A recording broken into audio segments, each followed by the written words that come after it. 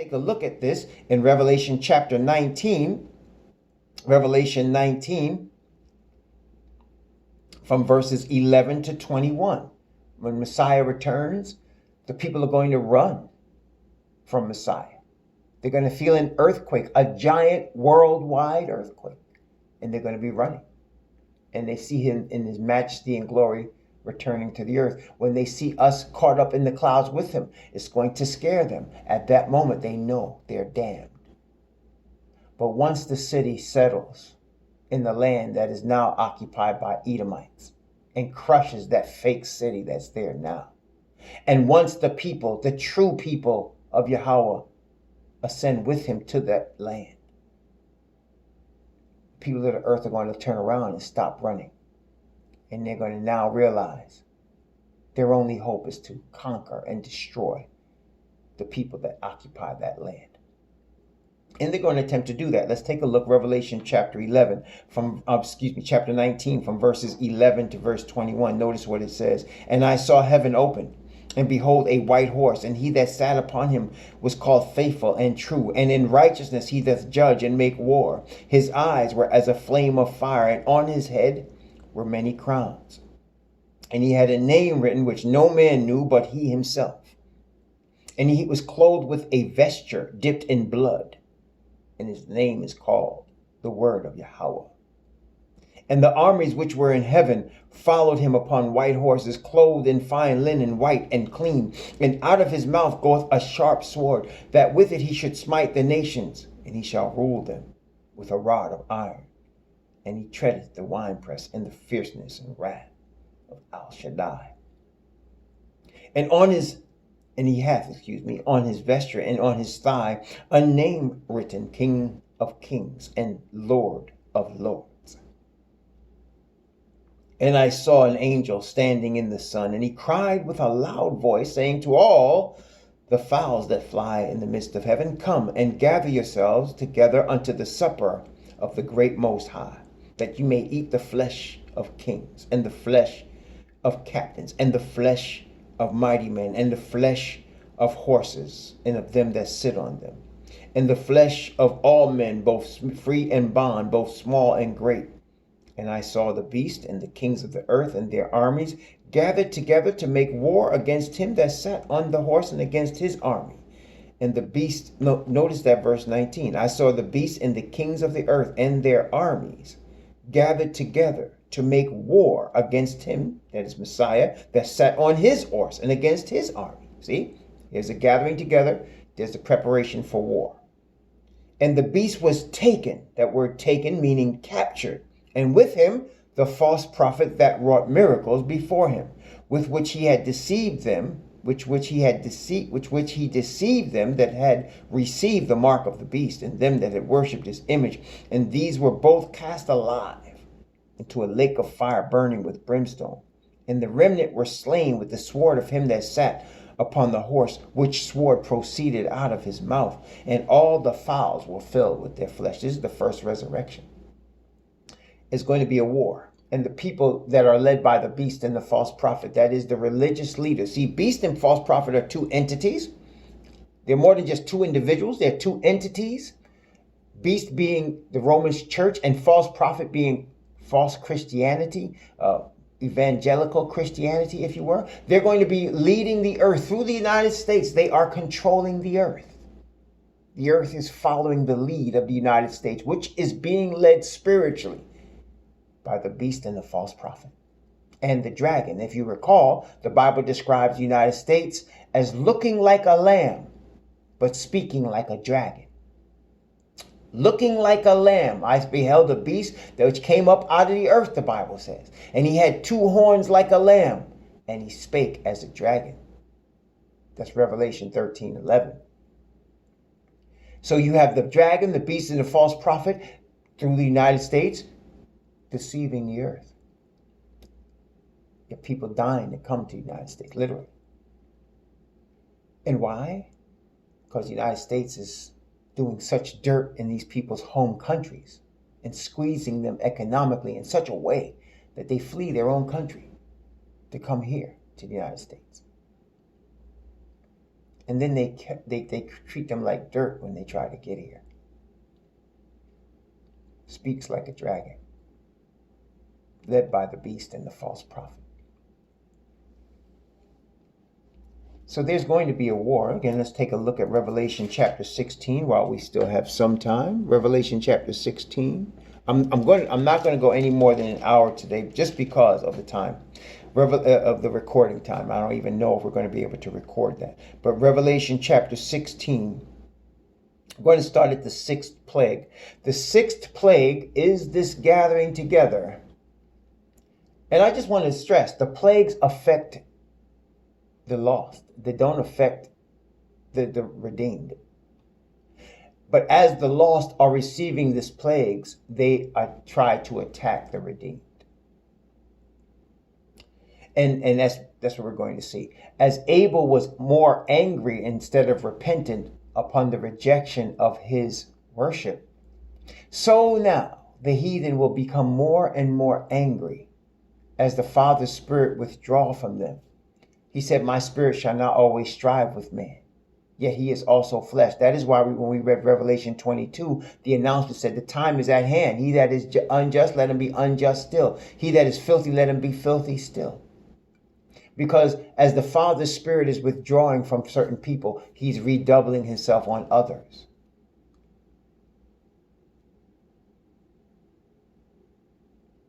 And he's sealing them in his Spirit. And that's why he says also, he that is holy, let him be holy still. This operation is from the Father. Our role is to be sincere and repentant, to have no other agenda but the glory of the Creator. Not our own glory, but the glory of the Creator. He has ordained that the Israelite people on the earth should bring forth this message, which I am bringing forth right now, and others around the earth are bringing it. You're going to hear more and more Israelites, true bloodline Israelites, bring forth this message. It will be the sign of who they are. And those that hear it, that are sincerely seeking the Father's glory, will respond positively. But those that don't won't, and they'll get angry. They'll get angry. I've heard some people ask, why do you say Yahushua for the Messiah's name and Yahweh for the Father's name? My answer is very simple. I've studied it out, and I am convicted to say it this way. There are some that have studied it out and are convicted to say Yahuwah and Yahusha. I'm not arguing with you.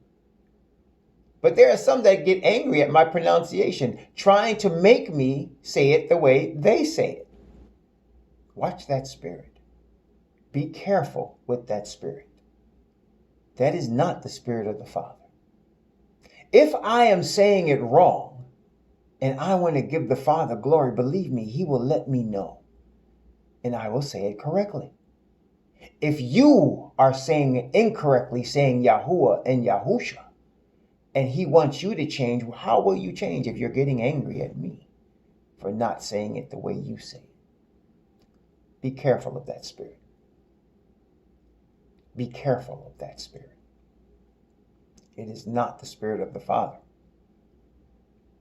And it's the spirit that is dominant on the earth today. A spirit of angry, a spirit of, I want you to follow my religion the way I follow it, or you're wrong. A spirit of, you must join with us on our religion or you're going to be destroyed. The true Father's Spirit is, this is the truth. If you want to glorify me, walk in the Spirit of the Father. And there's going to be people from various areas of the earth that are hearing the Father's voice and out of their own ignorance may not understand everything, but want to give the Father glory. He knows the hearts of those people. He knows who they are. They may not walk in the exact same way that we walk. And that's why the Messiah said, I have others that are not of this fold. Them I must also bring in. Other sheep I have, he said, that are not of this fold. Them I must also bring in. So he has other people that want to give the Father glory, and maybe out of pure ignorance, because there's a lot of deception and ignorance on the earth today. They just don't know. But in these last moments of the history of the planet as we now see it, he's going to cause all people to receive the conviction of his Spirit in a major, powerful way. Those that receive it and walk in that conviction will live. Those that don't, won't. It's very simple. It's not complicated. People try to make it complicated, brothers and sisters, but it is not complicated. Not in the least bit. Let us continue. Revelation chapter 16.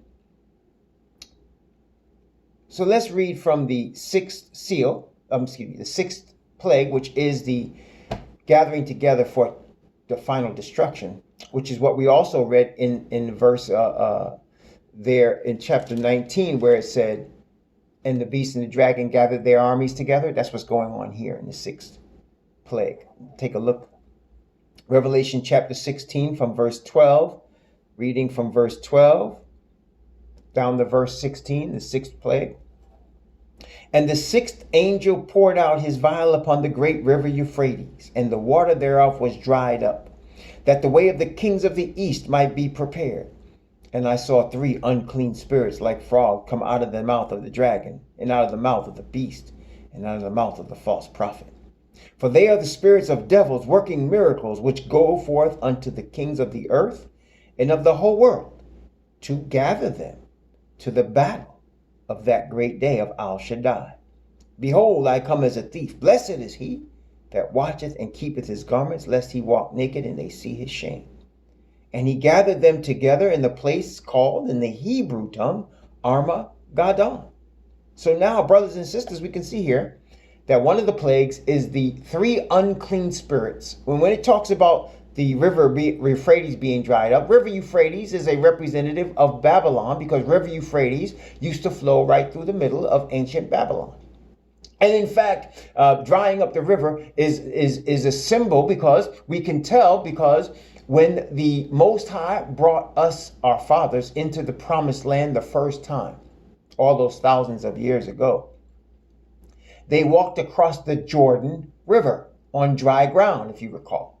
The Levite priests carried the Ark of the Covenant, and when their feet touched the Jordan, which was overflowing its banks at that time, the water separated and the ground became dry, and the people walked over.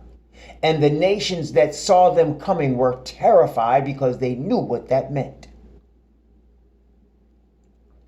Just so, Revelation is illustrating to us that the preparation of the return of Messiah to take his kingdom is going to cause the nations to be scared. And they're going to gather themselves together to battle, as we saw both here in chapter 16 and in Revelation 19, in an attempt to actually beat Messiah and his people. And 3 unclean spirits, 3, dragon, beast, false prophet, 6, 6, 6. 3 unclean spirits come out of these people's mouths, which means the religious powers of the earth will unite themselves at that time.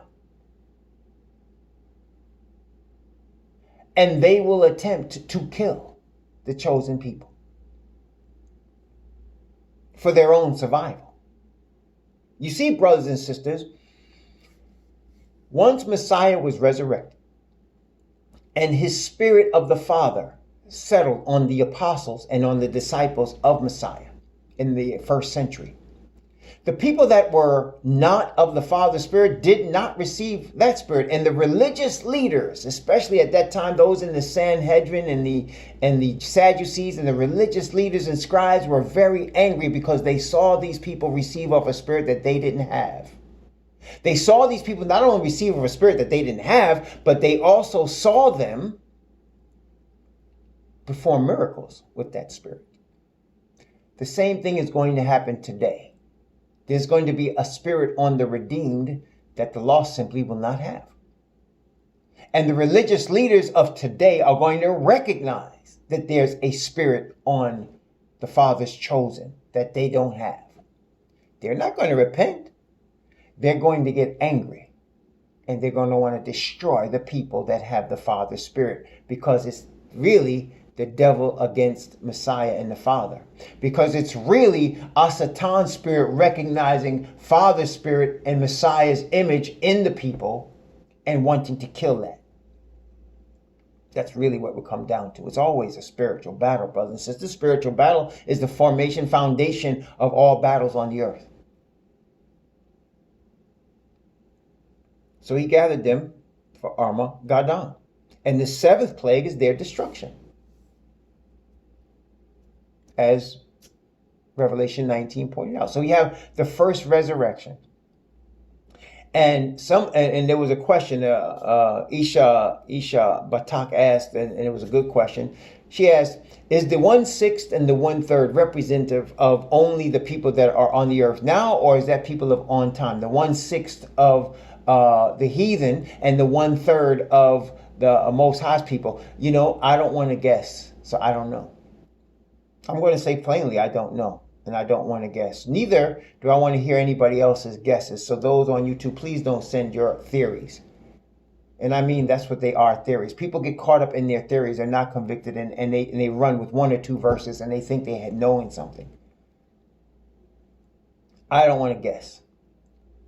So I don't know. It could be 1/6 of the people that are alive now.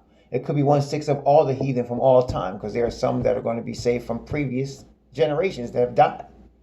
Then it could be 1/3 of the Israelites that are alive now, or 1/3 of all that ever lived. I don't know. Those numbers are given, and they are small. Because it could very well be that there's going to be even less than that redeemed on the earth today. It could be even less than those numbers. Very much it could be. And those overall numbers could be 1/3 and 1/6. You hear what I'm saying? Testing 1, 2, 3. It could be even less, because in Noah's day, the earth was fully populated and only 8 people got on board the ark. Only 8 people, okay, got on board the ark. So it could be even less.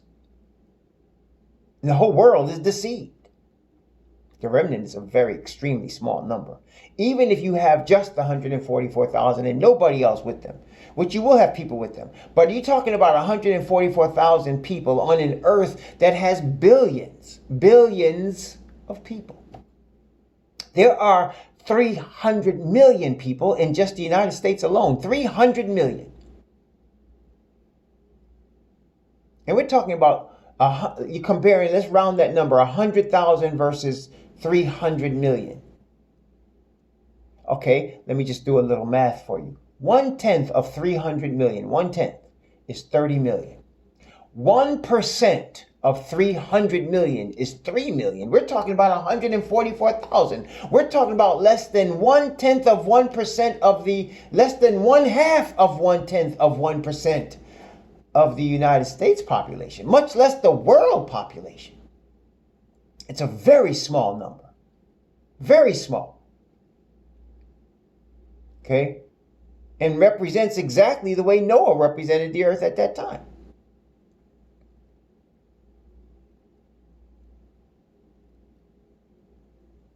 It's not that it's so small because it's difficult to be saved.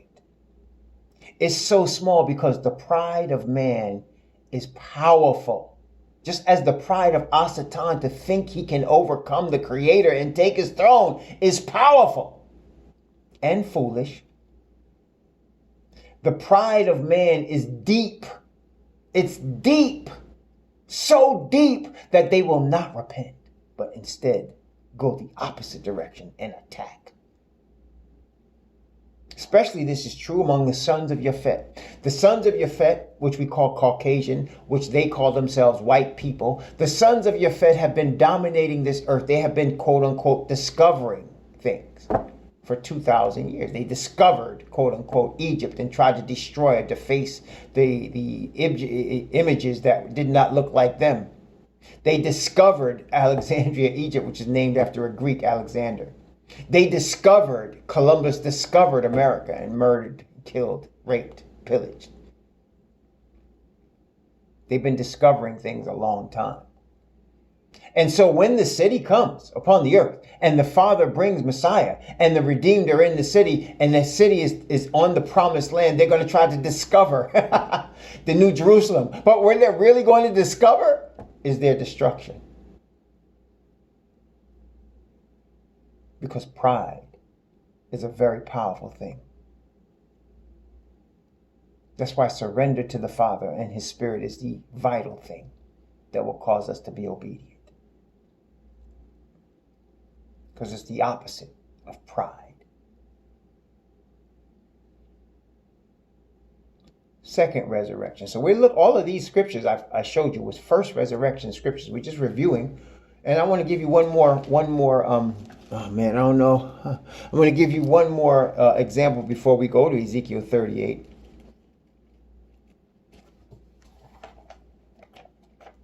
Would be Zechariah chapter 14, which we did study last night, Zechariah 14. Zechariah chapter 14 from verse 1 down to verse 9. Zechariah 14, 1 to 9. First resurrection. Behold, the day of Yahweh cometh, and thy spoil shall be divided in the midst of thee. For I will gather all nations against Jerusalem to battle, and the city shall be taken, and the houses rifled, and the women ravished. Half the city shall go forth into captivity, and the residue of the people shall not be cut off from the city. Then shall Yahweh go forth and fight against those nations as when he fought in the day of battle. And his feet shall stand in that day upon the Mount of Olives, which is before Jerusalem on the east. And the Mount of Olives shall cleave in the midst thereof toward the east and toward the west, and there shall be a very great valley. Half of the mountain shall remove toward the north, and half of it toward the south. And ye shall flee to the valley of the mountains, for the valley of the mountains shall reach unto Azal, yea, ye shall flee. See, it said that ye shall flee as ye fled from before the earthquake, when Uzziah the king of Judah, in the days of Uzziah king of Judah, and Yahweh my Most High shall come, and, notice, all saints with thee. That's the first resurrection. And it shall come to pass in that day that the light shall not be clear nor dark, but it shall be in one day. It shall be one day, which shall be known to Yahweh. Not day nor night, but it shall come to pass that at evening time it shall be light. And it shall be in that day that living waters shall go out from Jerusalem, half of them toward the former sea, and half of them toward the hinder sea. In summer and in winter shall it be. And Yahweh shall be king over all the earth in that day. And there shall be one Yahweh, and his name one. First resurrection. Verses 1 and 2 represent up until the second destruction of Jerusalem in 70 AD, first century. And then from verse 3 on is representing first resurrection. I know a lot of time passes, but the Bible does that sometimes. Between verse 2 and the rest of it. But that's first resurrection. Saints coming with him. Earthquake. People fleeing, but then trying to fight against Jerusalem, coming back to try to fight against us. And as we read, and now you can look at the video we uploaded last night, which is Ezekiel 39. You can look at that now, and now you'll see what's going to happen when they try to fight against us. They're going to be destroyed. And there are heathen that are going to be redeemed. Heathen that will have received this truth and not fought against it. Heathen who have overcome the pride of their fathers and repented of their sin of their fathers and of their sin. And will receive the truth of the Israelite nation, the truth of the obedience to the commandments of Yah, the truth that there's no Christianity that we need to be obeying, the truth that there's no man-made religion, that there's only one chosen people, that the Most High have chosen above all people upon the earth. And that these very people are the ones that are the least among the earth right now, in terms of their stature, byword among the nations. Discriminated against, exploited. The true people. Poor in this world's goods. Anyway, that's first resurrection. You know what? I think I'm going to stop now. I'm going to stop now, and I'm going to continue this. I wanted to make sure I want to continue this in the next recording because I don't want to lose anything. So let's stop here. I'm going to stop.